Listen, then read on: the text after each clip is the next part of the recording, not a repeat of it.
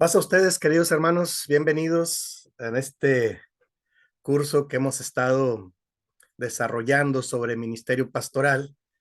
Y bueno, ya vamos un poco avanzados en cada una de las presentaciones. Hoy vamos a ir a un siguiente subtema, pero me gustaría saber cómo van, cómo se sienten hasta ahorita.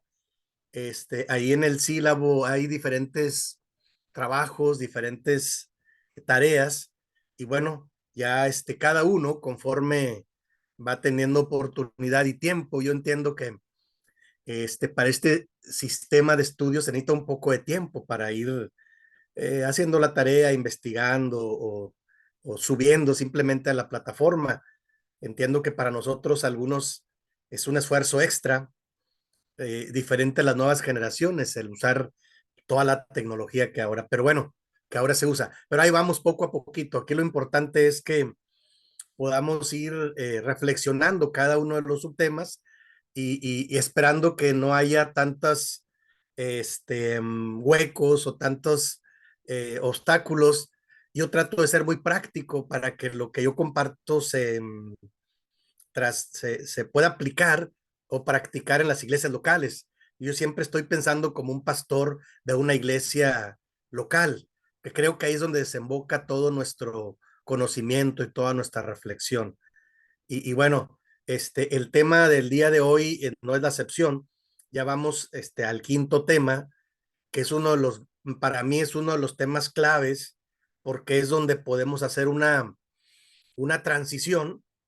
Si se dan cuenta, en estos trabajos que les hemos encargado de investigación, yo recuerdo mucho el trabajo que les encargamos de investigar sobre, por ejemplo, investigar sobre la vida monástica o investigar sobre la época de la Reforma y la Contrarreforma.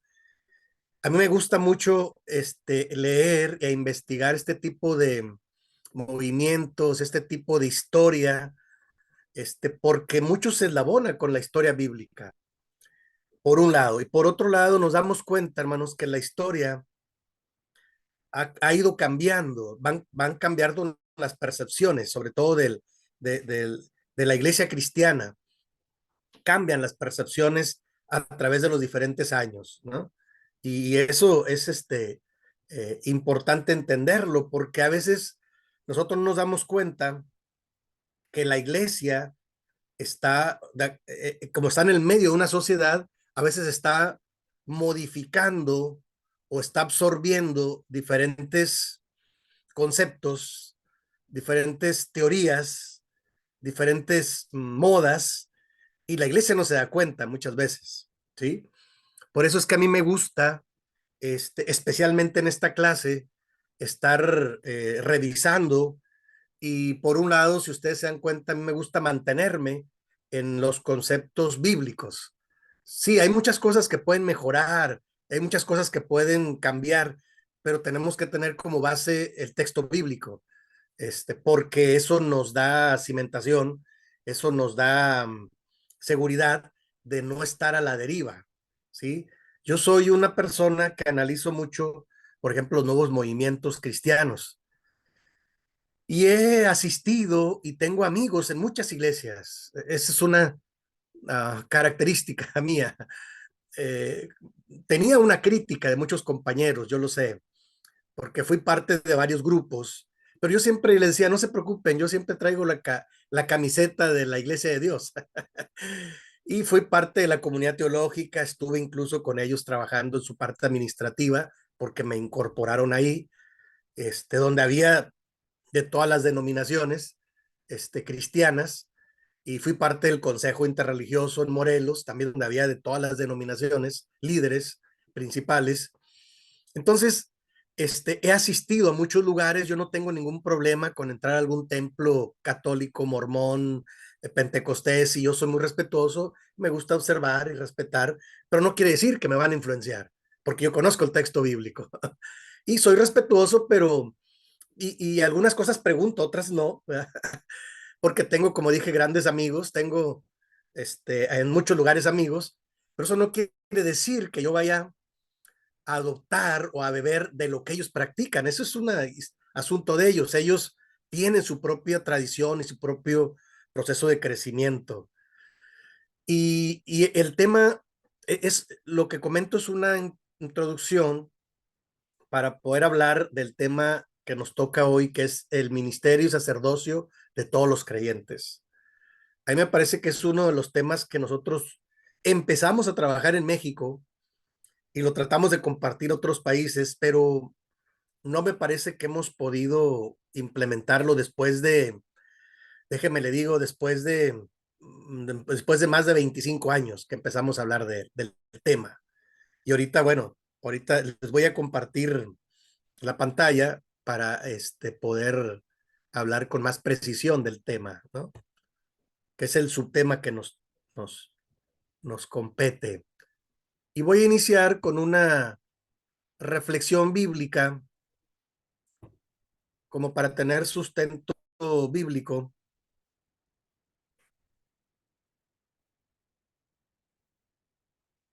Ahí estamos bien, ¿verdad?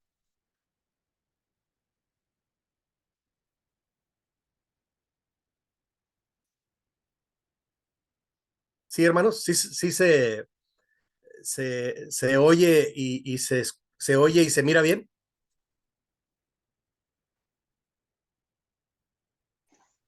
Sí, sí. Ok, muchas gracias. El quinto subtema del curso que nos compete tiene que ver con el ministerio de todos los creyentes.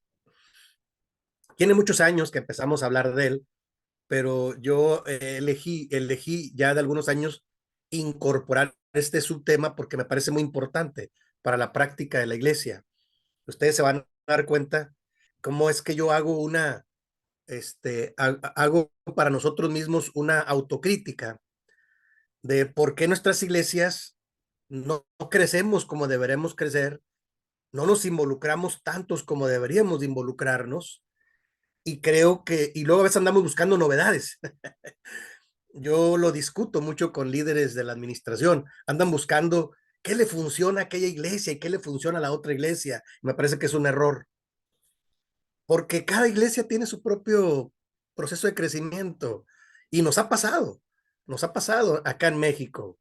Yo lo tengo muy claro porque pues trabajé más de 30 años para la administración y alguna vez dijimos, vamos a copiar el modelo de trabajo del desarrollo natural de la iglesia de Christian Schwartz, que estaba de moda en los años 90. Y el desarrollo natural de la iglesia tenía varias áreas importantes y tenía su éxito en Estados Unidos, en iglesias muy grandes, y lo quisimos adaptar a nosotros. Y bueno, hicimos el intento. Después nos pasó con una iglesia con propósito de Rick Warren, también en California. A él le funciona perfectamente ese modelo, porque, porque la iglesia americana es una iglesia con otra cultura, ¿de acuerdo? Y bueno, quisimos también copiar el asunto de las células de Paul Yogi Cho en Corea. Y nosotros le llamamos grupos familiares para el crecimiento de la iglesia. Yo creo que fue la mejor adaptación que hicimos, sobre todo cuando la podemos adaptar a como nosotros. Ahí me funciona muy bien los grupos familiares, me va muy bien en los grupos, porque es la oportunidad de llegar, en lugar de llamarle células, como le llaman allá en otros grupos, que llamamos grupos familiares, es llegar el pastor o el líder, llega a una casa que le abre sus puertas, eh, eh, predica un tema del evangelio corto, convive con la gente, escucha preguntas, convive y se retira. Ora con la gente, convive, fraterniza. Y eso a mí se me ha dado muy bien de los años 90. Me fue muy bien en Baja California. Tuve muchos grupos y sobre todo los grupos siempre han tenido, todavía aquí en Monterrey han tenido éxito porque es una manera, yo lo utilizo para poder dialogar con la gente que no es bautizada y despejar dudas, hacerlo con un cafecito relajadamente, nada de forzar a nadie, ser amable, porque no toda la gente entiende todo, y me va muy bien, como dije, todavía en esta última iglesia, de los grupos familiares que yo tenía en diferentes lugares, cada año bautizábamos 6 personas, en mi último trabajo pastoral, que hice 5 años aquí en esta iglesia de Monterrey. y en Baja California igual, me fue muy bien. Yo creo que la iglesia creció al doble después de lo que teníamos con grupos familiares. Es lo mejor que hemos adaptado. Y luego quisimos adaptar misión integral. Y misión integral, yo platiqué mucho con el doctor René Padilla, que ya el año pasado duerme en el Señor. Yo lo conocí, me tocó atenderlo, y a varios de los teólogos que escribieron sobre misión integral, a Juan Stam, me tocó platicar con ellos y hacerles preguntas, porque venían acá a México, iba a algún curso o los invitábamos a la iglesia a dar una cátedra, y ahí me tocaba atenderlos para facilitar su traslado, su hospedaje, y yo aprovechaba para tomar café con ellos, ¿no? ¿Verdad? Y para mí fue valioso, o sea, pero alguna vez me explicó el doctor René Padilla y dice, mira, en Centroamérica funcionó muy bien porque es una zona marginada y ellos abrían ministerios. Misión integral era el concepto de no solo te voy a predicar, sino te voy a ayudar a abrir un comedor para pobres, te voy a ayudar a abrir un centro de rehabilitación, te voy a ayudar a abrir una clínica para bien de la comunidad. Y nosotros lo quisimos adaptar en la Iglesia de México y no pudimos. ¿Por qué? Porque nosotros no tenemos esta cultura de forjar instituciones que ayuden a la gente. Nosotros estamos muy metidos en nuestros templos. No sé, allá en Argentina. Me parece que es muy parecido, me parece, porque han tenido también muchos líderes de acá de México. Y a veces la iglesia crece a la medida que el líder alcanza a ver. Y entonces sí, tenemos grandes discursos, tenemos grandes enseñanzas, eso está bien, ¿verdad? Sí los conozco yo a todos los ministros que han ido allá, son respetables, son muy buenos, todos, pero me parece que se han quedado asomándose hasta lo teórico. Yo les llamo en la teoría. Y está bien la teoría, es buena. Hace poco tuve una discusión, les decía, oye, el discurso es buen discurso, pero es discurso. Yo soy más práctico, hermano. Por eso luego a veces no me entienden en muchos lugares de la propia iglesia. ¿Eh? Si algo aprendí en otros lugares es ser práctico. Otras iglesias tienen, me encanta que tienen hospitales, centros de rehabilitación, tienen comedores para pobres, tienen ministerios de educación, me encanta, entre semana. A mí me gusta mucho eso, que eso le da continuidad al trabajo de la iglesia. Pero nosotros no. Nosotros, muchos de nuestros líderes, estamos embelesados en predicar bonito. Y claro que hay que predicar bien, edificar. A mí me encanta. Yo creo que es uno de los dones que Dios me dio a mí, el edificar a la iglesia a través del ministerio de la palabra. Me encanta. Pero no solo eso. Las iglesias donde yo soy pastor les digo, hey, pero vamos a hacer esto, esto, esto y esto otro. Y vamos a repartirnos el trabajo. ¿Ya me entienden por dónde voy? Eso es, en mis palabras, el ministerio de todos los creyentes. Pero lo voy a justificar bíblicamente y luego voy haciendo reflexiones. ¿Les parece, hermanos? ¿Hasta aquí vamos bien?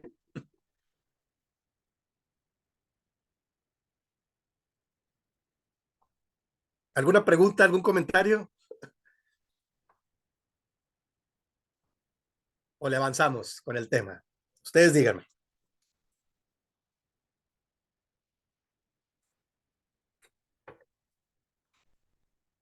Bueno, vamos a avanzar un poquito con el tema. ¿De qué trata el ministerio de todos los creyentes? Hay un pasaje bíblico ahí que sustenta, ¿verdad? Este ministerio de todos los creyentes que el Señor Jesús inició con su ministerio.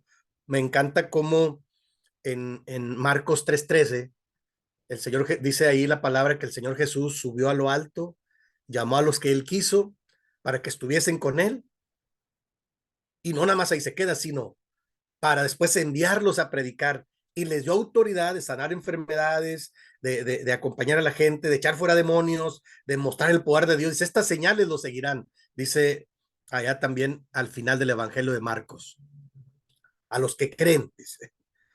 Entonces yo estoy hablando de ser más prácticos, hermanos, por un lado, y por otro lado, que no solo el líder principal sea el que haga toda la tarea, porque se queda muy limitado, no hay líder que aguante en ningún lugar, creo yo, toda la carga de trabajo. El Señor Jesús discipuló a 12 y luego les dijo, yo ya me voy, ahora se quedan ustedes. ¿Se dan cuenta? O sea, y cuando les dijo que él se iba, empezaron a temblar y empezaron a cuestionar, pero maestro, ¿cómo? Ustedes van a hacer cosas mayores que estas, pero asuman su ministerio, échenle ganas. Y luego ya en el libro de los Hechos se demuestra. Entonces, a eso me refiero, hermanos. Nuestra iglesia de Dios, séptimo día, debe de dar el siguiente paso. Yo lo he predicado por años y yo lo he intentado en diferentes lugares, créanme. En Baja California intenté ministerio carcelario, entrar a la cárcel cada semana. Tuve una iglesia ahí dentro del penal de Tijuana, 5 años. Y luego otros 5 años tuve un centro de rehabilitación para rehabilitar alcohólicos y drogadictos. Los rescatamos de la calle, de la línea fronteriza. Era un trabajo arduo. Estaba yo más joven, todavía tenía más energía. Y él me dijo, no, hermano, pues tenía los medios, ¿no? Comencé, Olimpia y yo estábamos recién casados, teníamos una casita que compramos y entonces vivíamos en la parte de arriba y en la parte de abajo le habilitamos para que ahí estuvieran los primeros muchachos que rescatamos. Aparte de eso, yo ser pastor de la iglesia, eso siempre lo he sido. De ir el sábado, predicar y organizar la iglesia, lo que uno siempre hace. No estoy hablando de algo extra, algo aparte, de que el ministerio es siempre. Porque eran áreas que yo quería practicar porque son áreas que yo conocía y me fui capacitando. Y bueno, ya les platiqué yo mi testimonio. Yo vengo de un contexto de una colonia difícil, entonces pude optimizar toda mi energía y mi experiencia y mi inquietud para predicar. Y gracias a Dios tuvimos buenos resultados, porque cuando tú trabajas para la gloria de Dios y lo haces con tu mejor esfuerzo, Dios lo bendice y Dios lo multiplica en más personas. Y el trabajo allá quedó, ¿no? Fue en los años 90. Y luego ya después me di cuenta que yo tenía que disipular a más líderes y fui disipulándolos donde yo iba siempre. Todavía ahora aquí en Monterrey, el último, había un consejo local de muchos años. Y entonces yo les dije, me voy a proponer en 5 años disipular nuevos líderes. Y sí, al final la iglesia les da el voto, nombró a nuevos líderes que yo tuve que trabajar con ellos, un programa de discipulado de 5 años, teórico práctico. Eso es ministerio de todos los creyentes. Yo tuve que irme porque me llamaron a la administración un tiempo y ellos se quedaron ahí y siguen ellos ahí. Todavía me buscan y me dicen, hermano, ¿va a regresar? No, a lo mejor no regreso de pastor, pero ustedes sigan, es su ministerio, ustedes ahí. Porque cada quien tiene su ministerio. Yo tengo otros proyectos. Primero de Pedro, capítulo 2, el versículo 9 al 12, es un pasaje, a ver si me pueden ayudar a leerlo, por favor, porque es el pasaje que le da sentido a todo este quinto subtítulo que vamos a ir trabajando. ¿Me ayudan, por favor? Lo leo. Primera Sí. Pedro, capítulo 2, del verso 9 al 12. Dice, mas vosotros sois linajes escogidos, real sacerdocio, nación santa, pueblo adquirido por Dios, para que anunciéis las virtudes de aquel que os llamó de las tinieblas a su luz admirable. Vosotros que en otro tiempo no erais pueblo, pero que ahora sois pueblo de Dios, que en otro tiempo no habías alcanzado misericordia, pero ahora habéis alcanzado misericordia. Amén. Versículo 11. Ajá. Amados, yo os ruego como a extranjeros y peregrinos que os abstengáis de los deseos carnales que batallan contra el alma, manteniendo buena vuestra manera de vivir entre los gentiles, para que en lo que murmuran de vosotros, como los malhechores, glorifiquen a Dios en el día de la visitación, al considerar vuestras buenas obras. Amén. Gracias. Muchas gracias, hermana. Entonces, ya se dan cuenta que este pasaje de Primera de Pedro me gusta mucho. Es uno de los pasajes claves para hablar del ministerio y sacerdocio de todos los creyentes. Más, el apóstol Pedro les dijo a la iglesia cristiana del primer siglo, más ustedes son un linaje escogido, un real sacerdocio, son gente apartada, son gente llamada por Dios. ¿Para qué? Dice, porque han salido de las tinieblas de una vida de ignorancia a la luz admirable de Jesús. Ustedes que en otro tiempo no eran pueblo, pero ahora son pueblo de Dios. Y luego al final les dice, manténganse, den buen testimonio, ¿sí? Porque eso alumbra la vida de los gentiles y de los nuevos que se han de convertir. Es la dinámica de la iglesia. Yo estoy muy preocupado hoy en día por la figura que le damos a la iglesia. ya se dieron cuenta que yo soy un crítico de eso. No me gusta cuando la iglesia se convierte en un partido político, no me gusta. Lo sigo discutiendo. La iglesia no es un partido político. La iglesia es el cuerpo de Cristo. Y cuando empiezan con políticas y cuando empiezan con cosas ahí, qué conviene y qué es mediático, no, en la iglesia se hacen las cosas lo correcto, se debe hacer, lo que sea a la honestidad y a la ética del reino de Dios. Pero bueno, yo lo he discutido mucho tiempo. Y el ministerio de todos los creyentes habla, hermanos, de que esto es para todos los creyentes, no nada más para el pastor. Entonces, tanto el día de hoy como el día jueves voy a estar hablando de eso. Tengo, sobre todo el día jueves, tengo una presentación diferente que voy a tener que hacer una reflexión más fuerte en contraponer el modelo tradicional de pastor y el modelo de todos los creyentes. Se van a dar cuenta que hay una gran diferencia bíblicamente y en la práctica. Pero bueno, entonces empezamos sustentando con Primera de Pedro 2:9. Es muy claro lo que el apóstol Pedro le dice a la iglesia del Nuevo Testamento, la iglesia cristiana. Y luego también quiero hacer reflexión, hermanos, de cómo todo tiene un inicio y en un principio el Señor lo que miraba una gran multitud, ¿sí? Grandes multitudes seguían al maestro, ¿sí? Cuando la gente miraba un milagro, lo seguían, ¿sí? Las películas bíblicas lo ilustran, ¿no? O sea, el Señor Jesús no era un hombre tan solitario, de hecho muchas veces tenía que aislarse. Ya cuando empieza su ministerio, la gente lo seguía porque la gente tenía necesidades. Y dice ahí esta parte que extracté de Marcos 6:34, dice que cuando Jesús llegó a las afueras de Jerusalén, dice que miró a la gente y tuvo compasión de ellos porque eran como ovejas que no tenían pastor, ¿sí? Es una partecita de Marcos 6:34 al 44. Es una porción larga. ¿Qué quiere decir? Que el maestro miraba a las personas cuando no tenían fe ni esperanza, como ovejas que no tienen pastor. Imagínense, las ovejas que no tienen pastor, pues se extravían, se dañan, incluso se pierden. Y así miraba el Señor a muchas de las personas en Jerusalén. Había una gran confusión. Y les digo una cosa, de hecho, esta presentación yo la uso para dar un sermón, para sacudir a la iglesia y más, hacer el llamado para que se involucren.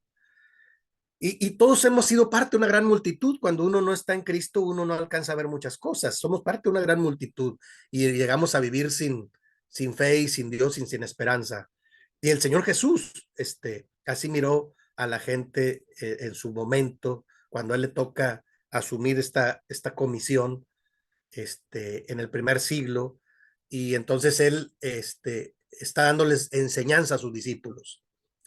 Es observador, mira la gran multitud, dice, una característica es que viven como ovejas que no tienen pastor, a la deriva, sin orientación, sin cuidado. Ajá.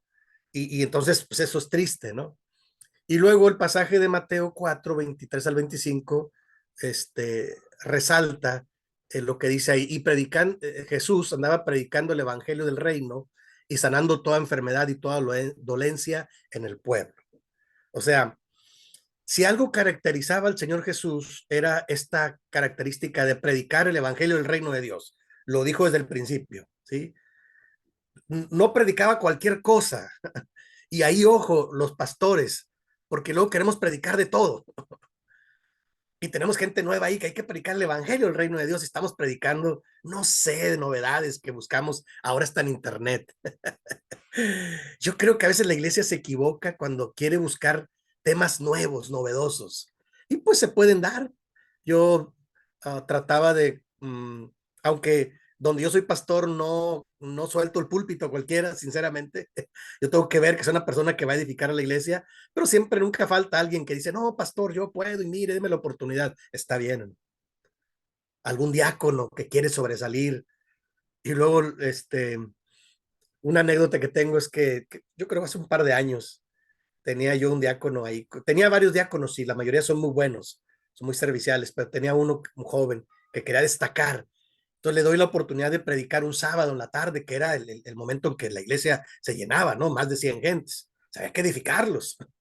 Y era el momento, porque la gente no tenía mucho tiempo por sus trabajos, su dinámica.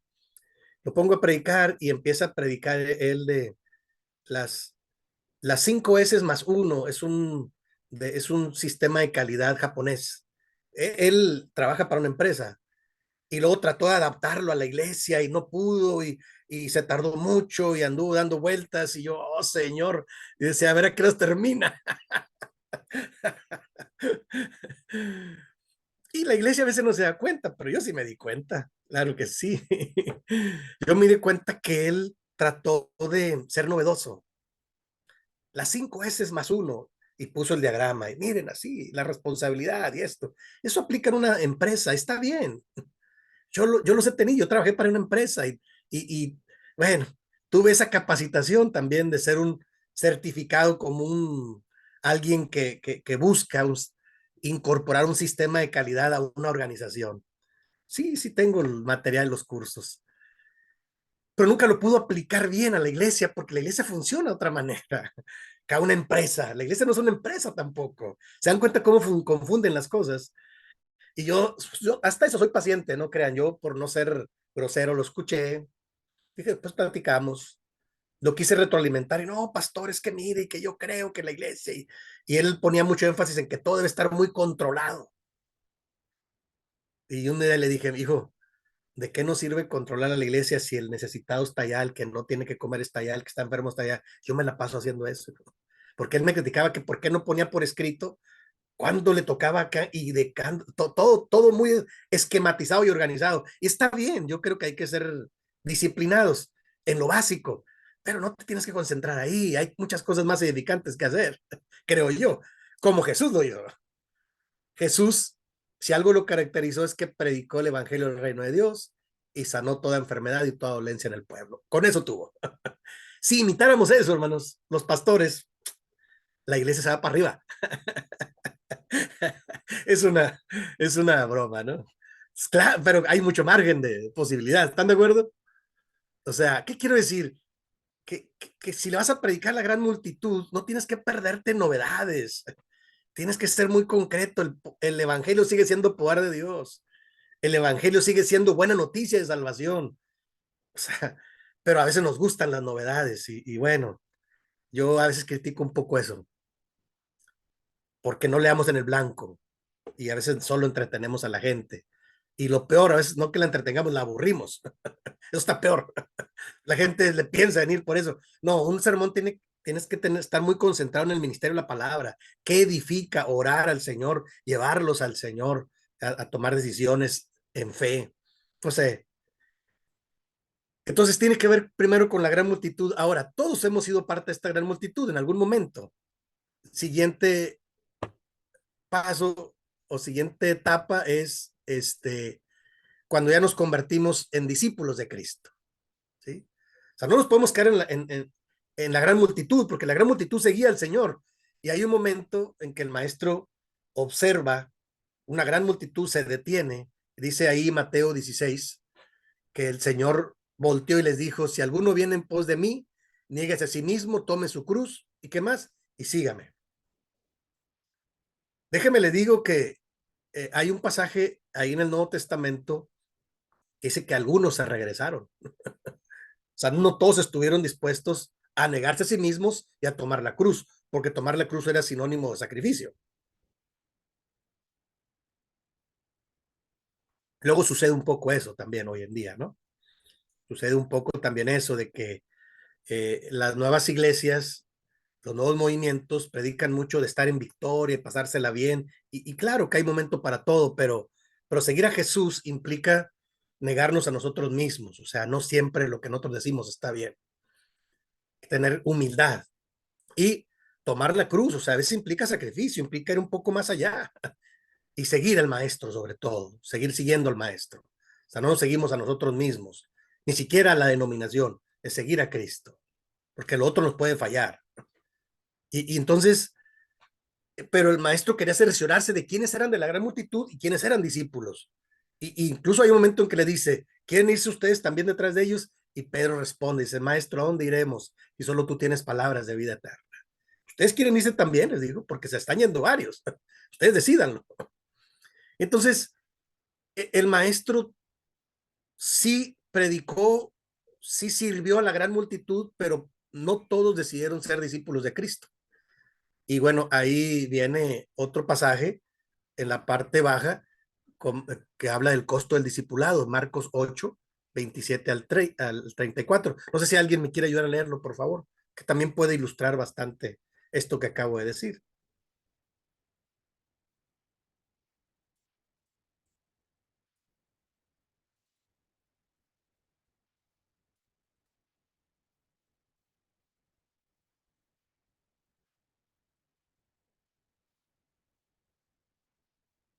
Bueno, parece que es el pasaje. Marcos es muy parecido a Mateo 16. Marcos 8. Lo leo, Sí, por 27 favor. al Sí, 34. sí. Salieron Jesús y sus discípulos por las aldeas de Cesarea de Filipo, y en el camino preguntó a sus discípulos, diciéndoles: ¿Quién dicen los hombres que soy yo? Y ellos respondieron: unos Juan el Bautista, otros Elías, y otros algunos de los profetas. Entonces él les dijo: ¿Y vosotros, quién decís que soy? Respondiendo Pedro, le dijo: Tú eres el Cristo. Pero él les mandó que no dijesen esto de él a ninguno. Y comenzó a enseñarles que le era necesario al Hijo del Hombre padecer mucho y ser desechado por los ancianos, por los principales sacerdotes y por los escribas, y ser muerto y resucitar después de 3 días. Esto les decía claramente. Entonces Pedro le tomó aparte y comenzó a reconvenirle. Pero él, volviéndose y mirando a los discípulos, reprendió a Pedro, diciendo: Quítate delante de mí, Satanás, porque no pones la mirada en las cosas de Dios, sino en la de los hombres. Y llamando a la gente y a sus discípulos, les dijo: Si alguno quiere venir en pos de mí, niéguese a sí mismo y tome su cruz y sígame. Amén. Gracias, hermana. Muchas gracias. Es el pasaje como paralelo o parecido al de Mateo 16. Entonces, hay varios momentos, de hecho, en el Nuevo Testamento, donde el Señor Jesús hace este llamado a sus discípulos. El de Mateo 18 es muy parecido también, ¿sí? Si no fueres como niños, no van a entrar, pueden ver el reino de Dios, ¿sí? Entonces, estas eran características de los verdaderos discípulos: negarse a sí mismo, tomar la cruz y seguir al maestro. Y el maestro, esto que nuestra hermana nos acaba de ayudar a leer, ilustra perfectamente que el maestro cuestionaba a sus discípulos: ¿ustedes quién creen que soy yo? Para que no se confundieran, porque estaba yo leyendo un libro que tengo por ahí de los costumbres bíblicas en los tiempos de Jesús, y en los tiempos de Jesús había muchos movimientos, había muchas opciones, había fariseos, saduceos, herodianos, celotes, este, había diferentes grupos del judaísmo y todos decían ser los mejores, ¿se dan cuenta? Y todos querían ser los mejores discípulos, pero el maestro Jesús tenía sus discípulos y él les enseñaba diferente. Cada quien tenía su énfasis. Y el Señor Jesús lo que les enseñó fue a predicar la buena noticia, a aprender con humildad, a ser como niños, a tomar su cruz y a seguir y a asumir el costo del discipulado. O sea, ahí está. Y les dijo, dice el pasaje de Marcos que hubo un momento en que les empezó a decir cómo es que él iba a tener que cumplir las profecías, iba a tener que sacrificarse. O sea, dice, yo lo entiendo. De hecho, este pasaje de Juan 13:35 me gustó porque el Señor Jesús dice que Él va a dar su vida, dice, nadie me la quita, yo la doy de mí mismo, tengo poder para tomarla y tengo poder para entregarla. Es un acto de amor. lo que hace Jesús en el sacrificio. No es un sacrificio expiatorio como muchos piensan, ¿no? Ahí hay una mala interpretación. Lo que Jesús hizo fue, sí se acostumbraba el sacrificio expiatorio en el Antiguo Testamento. O sea, alguien tenía que pagar y sacrificarse, aunque no la debiera. Pero en el Nuevo Testamento Jesús ofrece como el Cordero de Dios por amor. Es un sacrificio de amor, ¿sí? Y así los discípulos de Cristo tendríamos que aprender a que lo que hacemos lo tenemos que hacerlo por amor a las personas. Ya, si alguien lo reconoce y si eso está bien, ¿no? Pero eso no nos debe de mover. A estos ahí están los parámetros de los discípulos en los que se debe mover todo discípulo de Cristo. Son diferentes a lo que algunos acostumbran. Y bueno, voy a una filmina más aquí, que es a donde quiero llegar, y hay otro momento, yo diría otro nivel de seguir a Jesús, y son los siervos de Dios. O sea, comienza con la gran multitud y luego te convierte en discípulo de Cristo, pero no te puedes quedar ahí, te puedes convertir en siervo o sierva de Dios. ¿Quiénes son los siervos de Dios? El ejemplo del Señor Jesús es muy bonito ahí en Juan capítulo 13, ¿no? ¿Me quieren ayudar a leerlo, por favor, hermanos? Es el otro pasaje que vamos a leer. Juan 13, del 12 al 17, nada más, por favor. Para terminar con Lo estas. leo. Sí, por favor.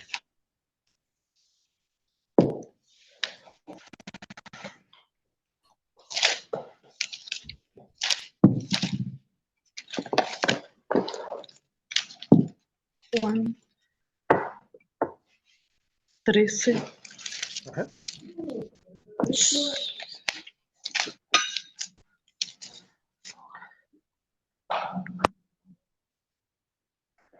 Perdón, Juan 13, 12 al 17, por favor. 2 al 17. Sí. Así que después que les hubo lavado los pies, tomó su manto, volvió a la mesa y les dijo: ¿Sabéis lo que os he hecho? Vosotros me llamáis maestro y señor, y decís bien, porque lo soy. Pues si yo, el señor y el maestro, he lavado, pues también debéis lavaros los pies los unos a los otros. Porque ejemplo os he dado, para que como yo os he hecho, vosotros también hagáis. De cierto os digo, el siervo no es mayor que su señor, ni el enviado es mayor que el que le envió. Si sabéis estas cosas, bienaventurados seréis si las hiciereis. Amén. Gracias, hermano. Entonces, esta tercer parte, este tercer nivel del que yo hablo, realmente no son niveles, son etapas, ¿no? Son experiencias. Porque nosotros tenemos hoy en día otro concepto sobre los niveles. Para nosotros los niveles son como jerarquías y eso es un error. No, en la posición de siervo de Dios era una posición que Jesús les quería enseñar a sus discípulos. No se queden en la gran multitud, no se queden ser solo discípulos o seguidores. Ustedes tienen que aprender a ser siervos y siervas de Dios. Y es cuando alguien realmente se compromete con Dios y puede hacer un ministerio, ¿sí? En la iglesia. A veces nos confundimos y nosotros pensamos que le servimos a las personas y no, nuestro servicio es para el Señor. Y aquí el ejemplo de Jesús es maravilloso, ¿no? De hecho, es un pasaje que usamos cuando celebramos la Cena del Señor, porque es un ejemplo de humildad y de servicio, ¿sí? O sea, les dice al final, el, el, el, uh, el siervo, el siervo es aquel que sirve, ¿sí? Sin ningún problema. Y por eso en esta escena del lavatorio de los pies, el maestro le lava los pies a sus discípulos y Pedro lo frena y lo quiere frenar. Maestro, no, ¿cómo tú nos lavas los pies? Porque supone que el que lavaba los pies era el menor en el grupo. Y Jesús lo asume. Dice, déjame así porque así conviene. Y entonces, después de que termina de lavar los pies, les da la gran enseñanza. ¿Vieron lo que yo hice? Y si ustedes me llaman a mí maestro, y dicen bien porque lo soy, pero si yo siendo el maestro les he lavado los pies, ustedes también deben hacerlo entre ustedes. deben tener la capacidad de ser humildes. Son de las grandes enseñanzas de Jesús, que no debe perder la iglesia, hermanos. Yo estoy muy preocupado cuando los líderes de hoy pierden la humildad. ¿Sí?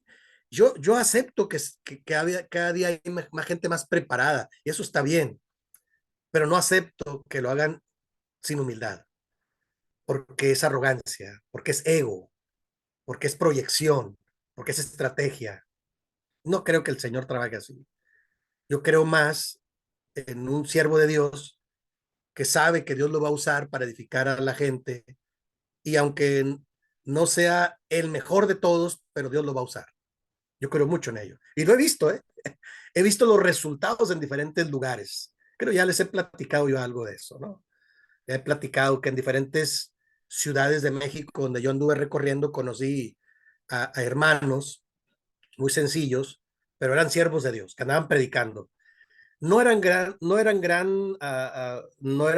tan capacitados, no hablaban con de tanta teología, pero eran siervos de Dios. ¿Por qué? Porque la gente se bautizaba, porque estaban predicando el evangelio. Entonces, eh, eh, a mí me gusta que la gente se prepare en la iglesia, pero no perder la humildad de ser siervos de Dios. Es una mezcla que el maestro hizo. El maestro podía dar respuesta a todo, pero nunca perdió su humildad.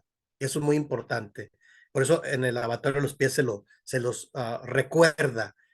Y luego ahí vienen otros pasajes bíblicos de soporte para hablar de cómo lo que el maestro busca es un siervo. Dice Juan 15, que Jesús les dijo a sus discípulos, vosotros sois, y dice, ya no los voy a llamar siervos, porque el siervo no sabe lo que hace su señor, ahora los voy a llamar mis amigos. Y si hiciere las cosas que yo os mando. O sea, todavía el maestro lo elevó a otro nivel, dice, no van a ser mis siervos, van a ser mis amigos. Imagínense ser amigos del maestro, amigos de Dios. Por eso los grandes siervos de la antigüedad, aquellos patriarcas, alguno de ellos como Abraham, dice que llegó a ser llamado amigo de Dios, que caminaba con él, ¿no? Y bueno, la parte baja ya vienen ahí los ejemplos de los primeros discípulos, de lo cual habla Romanos 1, ¿sí?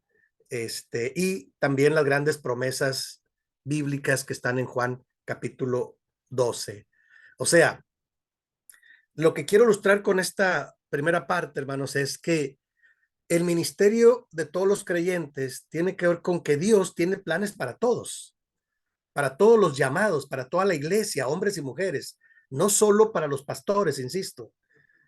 Hace 2 semanas, si no me equivoco, cuando hablamos de los dones del Espíritu Santo, yo me esforzaba en decirles que los dones son gracia de Dios y son derramados para todos los creyentes. Y todo, el problema es que son diferentes los dones, pero a veces nos equivocamos y pensamos que solo el pastor o los líderes principales son los que tienen los dones del Espíritu Santo. No, Dios derrama su gracia y lo dice en varios momentos del texto bíblico. Es gracia de Dios, ¿sí? Son canales de bendición. Y cuando una persona lo entiende, lo identifica, el don que tiene, y lo pone al servicio de Dios, le dice a Dios, Señor, yo quiero servirte en lo que yo pueda, yo estoy dispuesto, entonces el Señor lo va a ir usando. Y eso lo tengo yo muy claro, ¿no? Aunque los demás no estén tan de acuerdo, no se imaginan cuánto me ha costado a mí como persona, hacer un ministerio. No sé por qué. Algún día ya me convencí, yo dije, si el Señor Jesús siempre tuvo obstáculos al hacer su ministerio, para que no nos desanimemos. O sea, el ministerio de Jesús fue así, no, nunca fue tan sencillo, victoriado, siempre era contracorriente, contra los fariseos, contra los saduceos, contra todos los religiosos de su tiempo, a veces contra los mismos discípulos, uno lo iba a traicionar y bueno, otros eran rebeldes, no sean caso. Y ahora, es cuando yo entiendo, bueno, ¿por qué tantos obstáculos? No se imaginan, siempre, o sea, y hay momentos en que uno lo entiende porque uno se cansa también de estar luchando, pero dices, ¿qué pasa? Y bueno, es que el modelo de Jesús es así. El modelo de Jesús es contracorriente. A veces es diferente. Cuando tú quieres hacer las cosas bien y los demás mal, pues claro que vas a chocar. Sí, porque está muy claro. Entonces es importante que nos mantengamos en esta sintonía de ser, ya sabemos que salimos, ya podemos saber que salimos de la gran multitud que somos discípulos de Cristo, que somos siervos de Dios o que somos amigos de Cristo, pero estamos en esta dinámica, eso nos, en esta, en esta base, en este sustento, importante. Este es el cimiento de un ministerio. El asunto aquí, hermanos, es que el título que yo tengo es el ministerio de todos los creyentes, no solamente es de los pastores ni de los líderes. O sea, ¿qué quiero decir? Que tenemos la gran encomienda de ir despertando vocaciones en los demás. ¿Qué le gustaría hacer, hermano o hermana, por la obra de Dios? ¿En qué lo puedo ayudar? ¿Cómo lo ayudo? Para que usted también colabore con nosotros. ¿Cómo ve? ¿Nos puede ayudar en esto o en aquello? O sea, hay que incorporar a más personas.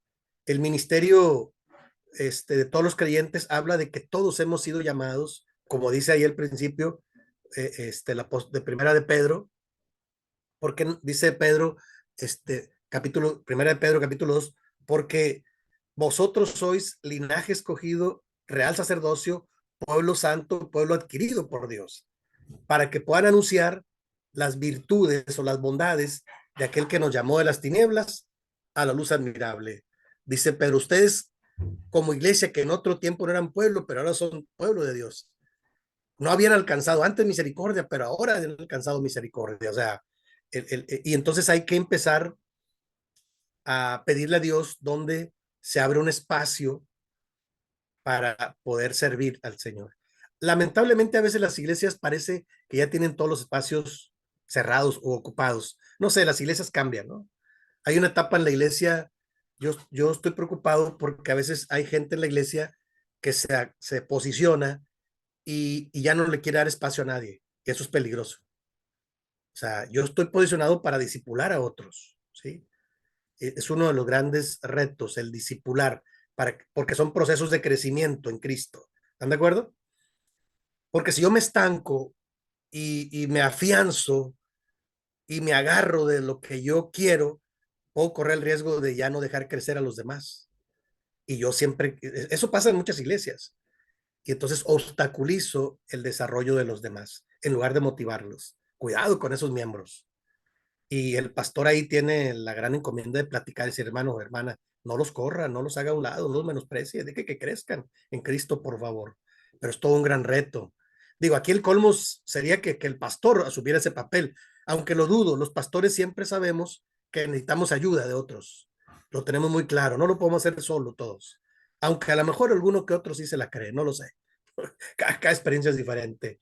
Pero con esta primera presentación, hermanos, lo que yo quiero ilustrar es que en el Nuevo Testamento, el mensaje neotestamentario ya no es solo para algunos, como en el Antiguo Testamento. Acuérdense, cuando hablé del Espíritu Santo, en el Antiguo Testamento solo el Espíritu era para reyes, sacerdotes, profetas, ¿sí? Eran oficios del Antiguo Testamento que se iban a cumplir en Cristo, eran prototipos, ¿verdad? Ahora lo sabemos, lo dice el escritor a los hebreos, ahí está. ¿Verdad?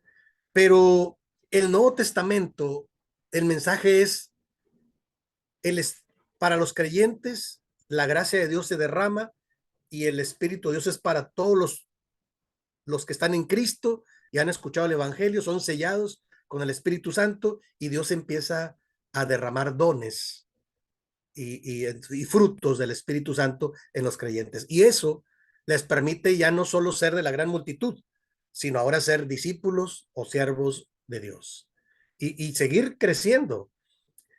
Por eso decía, solo hay que identificar los dones con los que Dios nos ha equipado y que la iglesia abra espacios o buscar hacer algún espacio. Yo ahora, yo soy parte de eso, yo ya dejé la iglesia local, hay un pastor, están los hermanos, los que son discípulos, siervos de Cristo, ahí están trabajando, son los que yo discipulé y me da gusto que ahí estén. Luego me preguntan, hermano, no, hermano, usted sigue adelante. ¿Y usted qué va a hacer? Yo voy a hacer un ministerio, no se preocupen. Yo estoy buscando un espacio para abrir un ministerio para la iglesia y afuera de la iglesia que le llamo familias restauradas. Y ya llevo muy avanzado el trabajo. Pero es un ministerio y que voy a invitar al que quiera participar, claro, porque es teórico práctico, no solo es dar temas, es hablar con las personas, tienes que prepararte y equiparte para, lo dijimos la vez pasada, para acompañar, para orientar y aconsejar no solo a los creyentes, sino a la gente de afuera que lo necesite, y a las familias que tienen que ser restauradas, ¿no? ¿Quién lo va a hacer? Pues los discípulos o los siervos de Cristo. No lo va a hacer, aunque hay personas que profesionalmente lo hacen, pero yo propongo que lo hagamos desde un ministerio. Un ministerio es desde los hijos de Dios, sirviendo a la iglesia y hacia afuera. Y es donde el, hay espacio para más gente que se quiera incorporar a este ministerio de todos los creyentes. Otros tienen otro ministerio. Yo ahora les bromeaba, le decía, no, es que yo ya no quiero competir con ningún pastor, porque luego hay quien se mide, ¿no? No, yo no es necesario competir con nadie, cada quien tiene su ministerio, yo necesito abrir otro espacio, porque yo creo que Dios va abriendo espacios de acuerdo a la experiencia de fe de cada quien. Así es que, hermanos, esta primera parte es una parte introductoria. Vamos a ir al receso y después del receso, yo sé que tenemos hasta una hora más, y voy a empezar con la siguiente presentación. No lo vamos a terminar, pero la vamos a avanzar y lo vamos a la hora determinada, lo vamos a cerrar ahí y lo vamos a volver a abrir el jueves para terminarlo bien, ¿no? Pero me interesa presentar la propuesta que yo tengo sobre el ministerio de todos los creyentes. Esta era la parte bíblica solamente. Ahí está en la palabra, es el sustento, es la base bíblica. Pero vamos, después del receso, vamos a ir ya a la presentación. ¿Les parece, hermanos? Así es que vamos a tomar un receso, 5 minutos ahora, y regresamos para iniciar con la presentación de cómo hacer esta transición de un modelo tradicional al ministerio de todos los creyentes. ¿De acuerdo, hermanos? Vamos al receso de 5 minutos, por favor, y regresamos.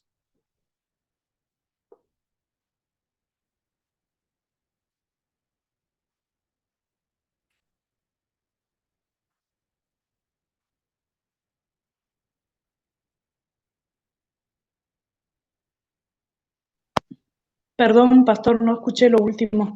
Sí, Tengo vamos a un hacer un problemita receso. acá. Vamos a hacer un receso en este momento y luego ya regresamos para la presentación de esta transición, esta enseñanza del cómo llegar al ministerio de todos los creyentes. Esta era la parte bíblica, vamos a hacer el receso, vamos a aprovechar y luego en 5 minutos regresamos para la presentación. ¿Les parece? Perfecto, perfecto, gracias. Ok. Adelante, hermanos, vamos a tomar unos minutos de receso.